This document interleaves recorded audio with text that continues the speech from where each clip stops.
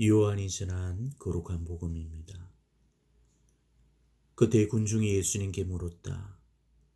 그러면 무슨 표징을 일으키시어 저희가 보고 선생님을 믿게 하시겠습니까? 무슨 일을 하시렵니까? 그분께서는 하늘에서 그들에게 빵을 내리시어 먹게 하셨다는 성경 말씀대로 우리 조상들은 광야에서 만나를 먹었습니다. 예수님께서 그들에게 이르셨다. 내가 진실로 너희에게 말한다.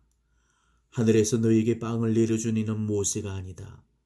하늘에서 너희에게 참된 빵을 내려주시는 분은 내 아버지시다. 하나님의 빵은 하늘에서 내려와 세상에 생명을 주는 빵이다.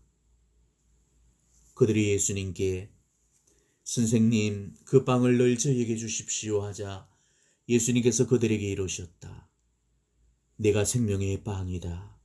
나에게 오는 사람은 결코 배고프지 않을 것이며 나를 믿는 사람은 결코 목마르지 않을 것이다. 주님의 말씀입니다.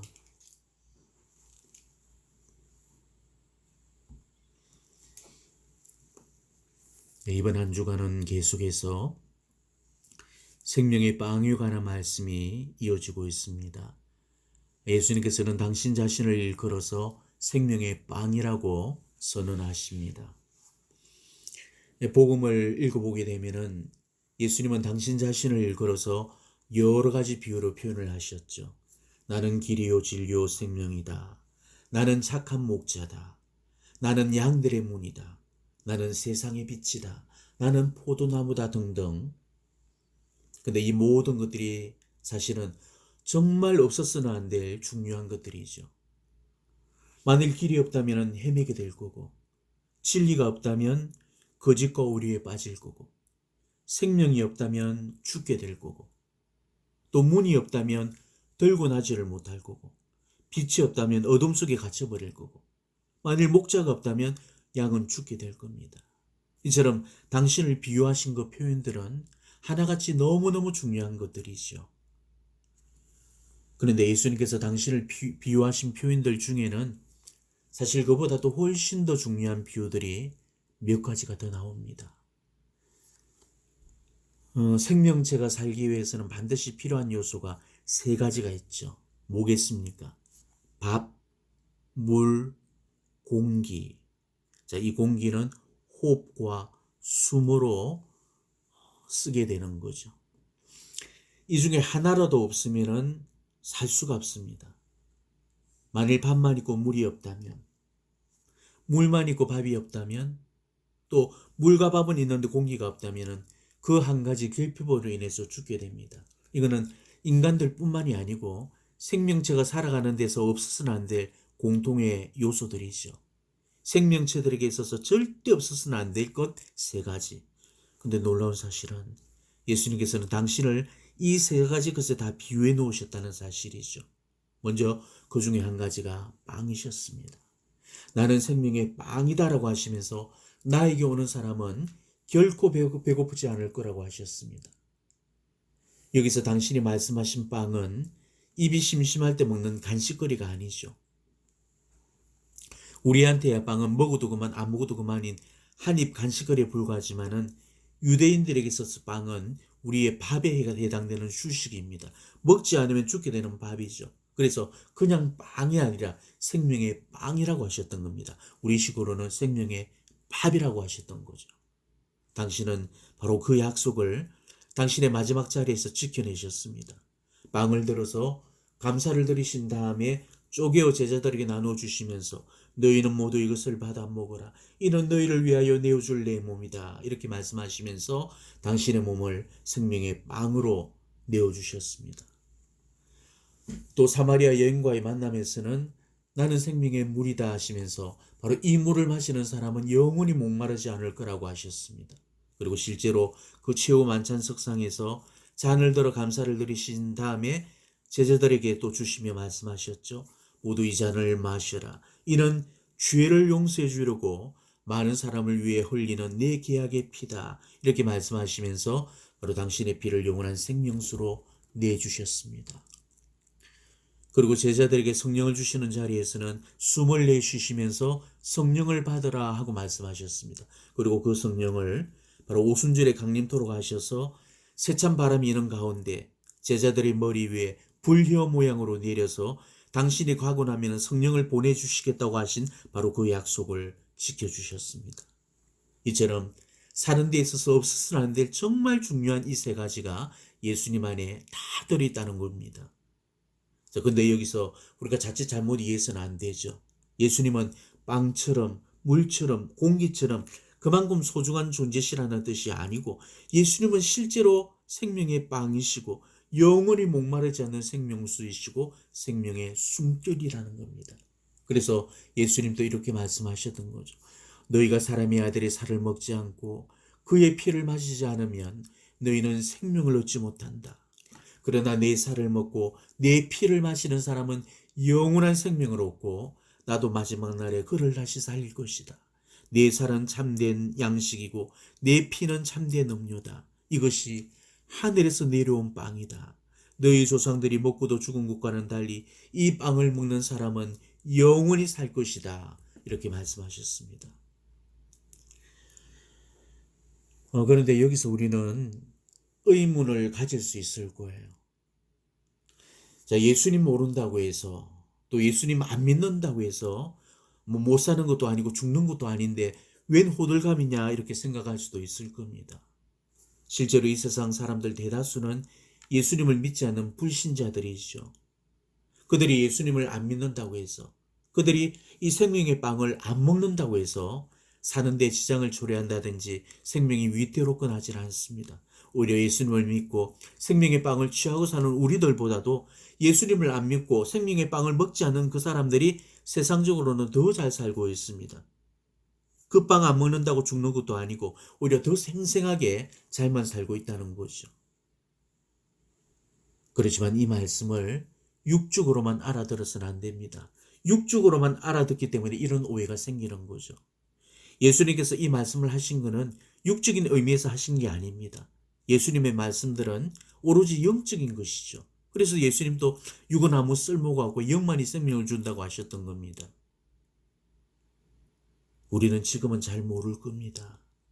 왜 주님이 영원한 생명의 빵이신지, 왜 영원히 목마르지 않는 생명수이신지, 왜 생명의 숨결이신지 지금 육을 지니고 있을 때는 바로 이 진실을 온전히 깨닫지 못합니다. 하지만 우리가 언젠가 죽어서 이 육의 감옥에서 풀려나서 순수한 영혼이 되었을 때는 이 진실을 무섭도록 깨닫게 될 겁니다. 예수님이 과연 우리에게서 어떤 존재이신지, 그분을 알고 모르고 해서, 그분을 믿고 안 믿고 해서, 그분을 사랑하고 안 사랑하고 해서 얼마나 큰 차이를 빚게 되는지를 그때 가서는 극명하게 깨닫게 될 겁니다. 그래서 예수님도 이렇게 말씀하셨던 거죠. 아드님을 믿는 이는 영원한 생명을 얻게 되지만 아드님께 순종하지 않는 자는 하나님의 진노가 그 사람 위에 머무르게 된다. 그리고 또 이런 말씀도 하십니다. 아들을 믿는 사람은 심판을 받지 않는다. 그러나 믿지 않는 자는 이미 심판을 받았다. 하나님의 외아들의 이름을 믿지 않았기 때문이다. 생명이신 예수님께 의탁하지 않은 사람, 예수님을 거부하는 사람은 성부 하나님의 진노로부터 예수님의 보호를 받지 못할 거고 자기 스스로가 자기 심판을 책임을 져야 될 겁니다. 그다음에 다행히도 우리는 지금 예수님을 우리의 생명이라고 고백하고 있죠. 그래서 나날이 예수님께로부터 생명의 빵을 취하면서 영원한 생명을 공급을 받고 있습니다. 예수님은 실제로 최후의 만찬 석상에서 당신을 생명의 빵으로 내어주시면서 너희는 나를 기억하여 이를 행하라 이렇게 말씀하셨습니다. 그것은 그 빵이 제자들한테만 주어지는 일회성의 빵이 아니라는 뜻이죠. 당신의 몸을 사도들한테만 나눠주시려는 게 아니고 세세대대에 영원히 영속화시켜서 모든 인류에게 다 주고자 원하셨던 겁니다. 그렇기 때문에 그 성체성사를 제정하시던 그 밤에 신품성사까지 동시에 제정하셨던 거죠. 너희는 나를 기억하여 이를 행하여라. 바로 이 말씀에 따라서 신품성사가 제정이 된 겁니다. 이렇게 해서 바로 성체 성사를 이룰 사제적이 탄생되었고 또 신품 성사로 그 사도적인 계승을 이루어서 당신이 행하셨던 그 일을 계속해서 수행을 해오고 있는 겁니다. 성체 성사가 제정되는 그날 밤부터 오늘날에 이르기까지 바로 이 생명의 빵을 축성하는 그 성찬례가 중단되는 일이 없었고 오늘도 예수님께서는 당신 지상의 대리자인 사제들을 통해서 당신의 존귀한 몸을 축성하게 해주셔서 우리의 양식으로 내어주고 계신 겁니다. 예수님께서 성천을 앞두시고 마지막으로 하셨던 말씀인 세상 끝날까지 너희와 함께 있겠다던 바로 그 약속. 그 약속은 절대 빈말이 아니었습니다. 예수님은 바로 성체 성사를 통해서 지금도 우리와 함께하고 계시면서 그 약속을 지켜주고 계시는 거죠. 그래서 오늘도 우리는 이 미사 성제를 통해서 바로 2000년 전에 다락방에서 제정하셨던 그 생명의 빵을 그대로 축성을 해서 당신의 몸인 성체를 모시고 있는 겁니다. 이제 곧 예수님의 몸인 성체를 모시게 될 겁니다. 하지만 우리가 모시는 이 성체가 정말로 어떤 거라는 것을 분명히 깨닫고 그 성체를 영하는 사람이 우리 중에 몇이나 되겠습니까? 아무 생각도 없이 아무런 감격도 없이 그냥 입속에 넣고 오물거려서 삼키는 그냥 비스켓 정도로만 생각하고 있는 사람이 얼마나 많습니까? 성체가 진짜 예수님의 몸이시고 그분의 심장에서 떼어낸 살점이란 것을 깨닫고 있는 사람들이 몇이나 있겠습니까? 한 연구조사소에서 우리 신자들을 대상으로 설문조사를 했는데 제병이 예수 그리스도의 몸으로 실제 변화가 되고 또 성체 안에 예수님이 실제 현존하신다는 사실을 실제적인 사실로 믿지 않고 그저 상징적인 의미로만 받아들인다는 사람이 우리 신자들 중에 절반 이상을 차지했다고 합니다. 만일 우리도 성체의 실체 변화와 실제 현존을 부정하면서 그렇게 성체를 영하고 있다면 지금 우리가 불신자들과 다를 게 뭐가 있겠습니까? 제발 성체를 모독하지 마시기를 바랍니다. 우리가 영하는 성체가 그분이 당신의 목숨을 바쳐 떼내어 주신 당신의 살점이라는 사실을 깨닫고 정말 거룩하고 합당하게 배령을 해야만 합니다. 만일 우리가 이 조그만 성체 조각 속에 예수 그리스도께서 실제로 현존해 계신다는 것을 진짜로 믿는다면 우리는 지금 같은 성체 배령은 못할 겁니다. 어떻게 그분의 존귀한 몸을 대제중에 받아 영할 수가 있겠고 어떻게 성체를 모시면서도 아무런 감사와 감격도 없이 영화할 수 있다는 말입니까? 어떤 일이 있더라도 대제중의 성체를 영하는 일은 절대 있어서는 안 될 겁니다. 지금은 코로나 사태로 말미암아서 우리 교회의 질서가 다 무너져 내리고 있죠. 그러다 보니까 성사나 전례나 경실례들이 지금 관면이 된다든지 혹은 생략되고 약소화되기까지 합니다. 우리 교회의 전례 역사에서 정말 초유의 사태인 이 미사가 중단되는 일이 벌어지고 있고 미사 참례가 TV 시청으로 대체가 되고 또 발열이 있거나 코로나 의심이 드는 경우에는 주일 미사를 자율 관면해주고 있습니다. 그러다 보니 지금 주일 미사도 허지부지되고 고해 성사도 유야무야 되고 말았죠. 이제는 주일 미사를 구라고서도 고해 성사도 보지 않고 영성체 행렬에 줄을 서서 성체를 영하는 사람들이 차고 넘치고 있습니다. 사제들도 고해 성사를 주지 않고 우리 신자들도 고해 성사를 보지 않다 보니까 지금 우리 교회 안에 독성제가 난무하고 있는 겁니다.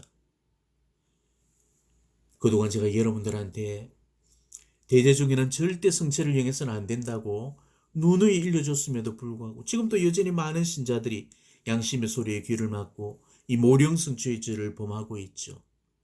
다시 한번 분명히 경고하지만 그것은 하느님께 대한 불경이고 모독입니다. 당신의 몸을 내어주신 그 예수님께 대한 배은망덕의 행위가 되는 겁니다. 예로부터 모령 성체를 독성죄라고 했고 대제 중에서도 대제라고 해서 묵을 중자를 써서 중죄라고 불렀습니다. 이거는 오늘날도 변함없는 진리고 불변의 가르침입니다. 대제 중에 고해성사를 보지 않고 성체를 영하는 그 행위는 독성죄입니다. 이 독성죄는 실종 상태이기 때문에 영성체가 그 영혼에게 조금도 은총이 되어주지를 못하죠. 오히려 그 성체를 모독함으로 인해서 스스로 은총을 거부해버린 거기 때문에 오히려 심판을 먹고 마시는 거고, 성체를 모실 때마다 더 큰 벌을 쌓게 되는 겁니다. 그래서 고린도전서에서도 이렇게 경고를 하고 있는 겁니다. 부당하게 주님의 빵을 먹거나 그분의 잔을 마시는 자는 주님의 몸과 피에 죄를 짓게 됩니다. 그러니 각 사람은 자신을 돌이켜보고 나서 이 빵을 먹고 이 잔을 마셔야 합니다. 주님의 몸을 분별 없이 먹고 마시는 자는 자신에 대한 심판을 먹고 마시는 것입니다. 우리는 어떠한 일이 있더라도 모령성체로 예수님의 존귀한 몸을 더럽혀서는 안 됩니다. 또 아무런 준비도 없이 습관적으로 거룩한 성체를 모셔서도 안 됩니다. 정말 합당하게 성체를 배령하면서 당신의 몸을 내어주신 이 가없는 사랑에 우리가 감사를 드리고 찬미를 드려야 되는 거죠.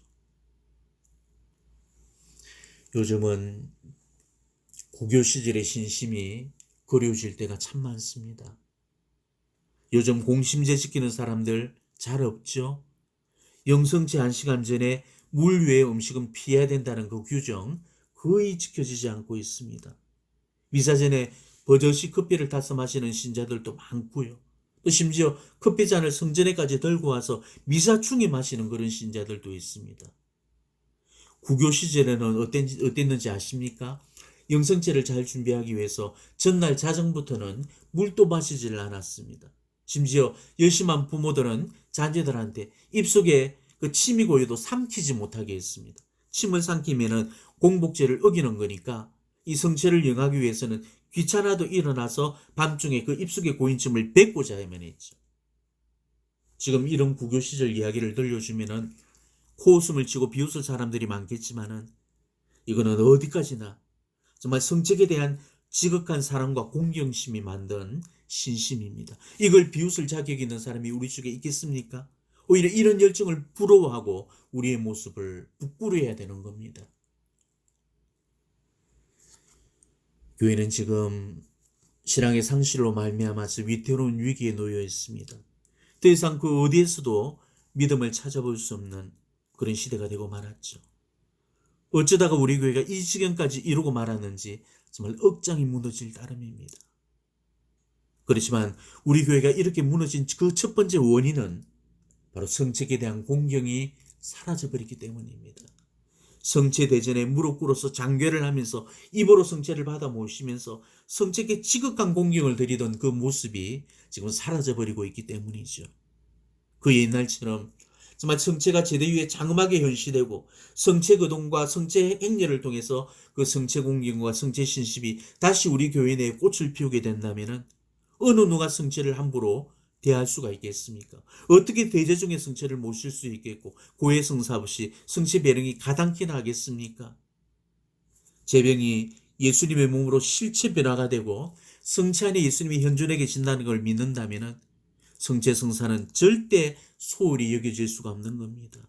그리고 성체 성사의 의미를 깨닫는다면 예수님을 이 세상에 모시고 오는 그 사제들에 대한 존경과 공경심도 지금처럼 이렇지는 않을 겁니다. 지금 사제들에 대한 존경이 어디가 있고 사제들께 순명이 어디가 있습니까? 그러니 지금 그런 모습을 보고 우리 신자들이 자식을 과연 하나님께 바치고 싶겠습니까? 그러다 보니 성소자가 줄고 있고 신학교가 문을 닫을 수밖에 없는 경우죠. 이 모든 것의 원인이 바로 성책에 대한 공경이 경시가 되고 성체 성사가 소홀히 여겨진 결과입니다. 교회가 말할 수 없는 상처로 고통을 받고 있는 이 상황에서 정말 그 상처를 치유시킬 유일한 치유제는 바로 성책에 대한 공경심을 다시금 회복시키는 겁니다. 교회가 성책에 대한 예전의 지혜를 회복시켜서 다시 한번 성체 중심의 신앙으로만 돌아온다면 우리 교회는 다시금 찬란한 성체 왕국으로 이 세상 구원과 성화의 성사가 되어질 겁니다. 우리 믿음 속에 허물어지고 있는 성체 신심과 성체 공경을 다시금 바로 세우시고 정말 성체가 중심이 되는 그 신앙을 회복하는 그런 여러분들이 되시기를 진심으로 축원합니다. 아멘.